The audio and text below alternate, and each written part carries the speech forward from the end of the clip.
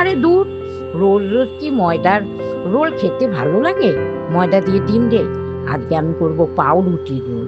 তার জন্য কি করেছি, কয়েক পিস পাউরুটি নিয়ে নিয়েছি, পেঁয়াজ কুচি লঙ্কা কুচি নিয়ে নিয়েছি, তারপর 3-4টে ডিম ভেঙে নিয়েছি একটা বোলের মধ্যে।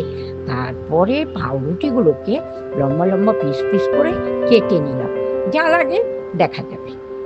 পাউরুটিগুলোকে কেটে নিয়ে ওইদিকে ফ্রাই প্যান বসিয়ে দিয়ে তেল ব্রাশ করে নিলাম।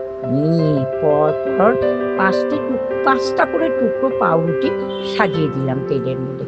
তারপর ওই যে ডিমের গোলা তৈরি করলাম না, পেঁয়াজ কুচি লঙ্কা কুচি, তারপর লবণ দিয়ে ডিমের গোলা তৈরি করে নিয়ে ওই ডিমের গোলা আমি পাউরুটির উপরে আস্তে আস্তে দিয়ে দিলাম। দেওয়ার পরে বেশ আস্তে করে এক পাশ হয়ে গেল পরে ওটাকে রোলের মতো করে গুটিয়ে নিলাম। নিয়ে দিয়ে এপাশ ওপাশ করে ভালো করে ভেজে নিলাম। নিয়ে একটা একটা করে পাউরুটি রোল করে নিলাম। সবসময় আমরা আটা ময়দার রোল খাবো কেন? পাউরুটি রোলও তো খাওয়া যেতে পারে, একটু অন্যরকম করতে হয় রান্না বান্না। সবসময় একই জিনিস ভালো লাগে খেতে?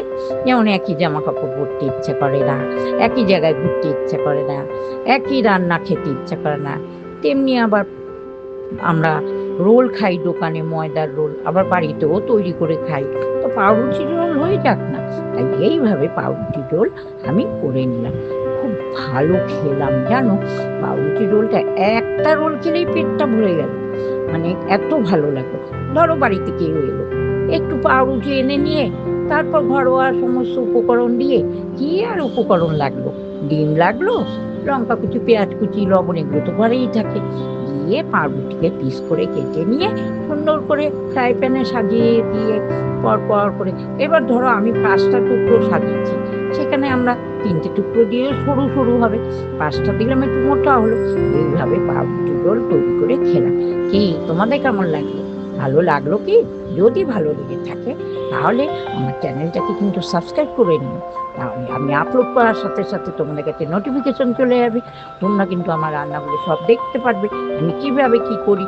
তার জন্য প্রথম থেকে শেষ পর্যন্ত ভিডিওগুলো কিন্তু দেখো, আর একটু লাইক কমেন্ট শেয়ার করো। এইভাবে আমার পাশে থেকো। সবাইকে অনেক ভালোবাসা জানাচ্ছি। সবাই ভালো থেকো। আজকের মতো টাটা, আবার দেখা হবে।